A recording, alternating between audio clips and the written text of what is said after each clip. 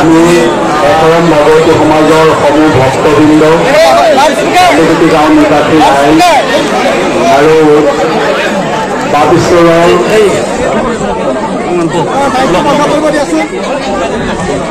জালুগুটিত আজি একশৰণ ভাগৱতী সমাজৰ প্ৰতিষ্ঠাতা অসমৰ আধ্যাত্মিক জগতখনৰ উজ্জ্বল নক্ষত্ৰ আচাৰ্য ইলাৰাম দাসৰ বাসভৱনত অহাৰ মোৰ সৌভাগ্য হ'ল। একশৰণ ভাগৱতী সমাজৰ পৰিয়ালবৰ্গক লগ পোৱাৰ সৌভাগ্য হ'ল। গুৰু গৃহতো পদাৰ্পণ কৰাৰ সৌভাগ্য হ'ল।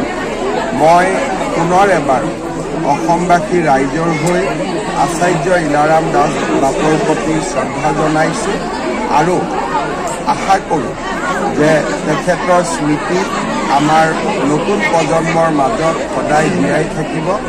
তেখেতৰ আধ্যাত্মিক জ্যোতিয়ে অসমখনক সদায় আলোকিত কৰি ৰাখিব। ছাৰ, আজি মনোনয়ন পত্ৰৰ আজি মনোনয়ন পত্ৰ আপুনি কি ক'ব? তাৰ প্ৰাক মুহূৰ্তত গুৰুগৃহত আহি মই ভগৱানৰ ওচৰত বিজয়ৰ বাবে প্ৰাৰ্থনা কৰিলোঁ।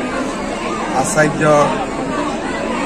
যি প্ৰতিকৃতি তাৰ সন্মুখত মই বিজয়ৰ বাবে প্ৰাৰ্থনা কৰিলোঁ।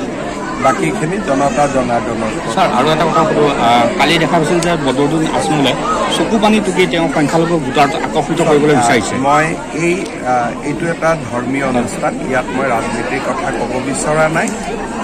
য'ত যেনেকৈ আপোনালোকক লগ পাম ৰাজনীতিৰ কথা কৈ থাকিম, ইয়াত ৰাজনীতিৰ কথা নোকোৱাই ইয়াত নালাগে, এটা বেলেগ অনুষ্ঠান হ'ব।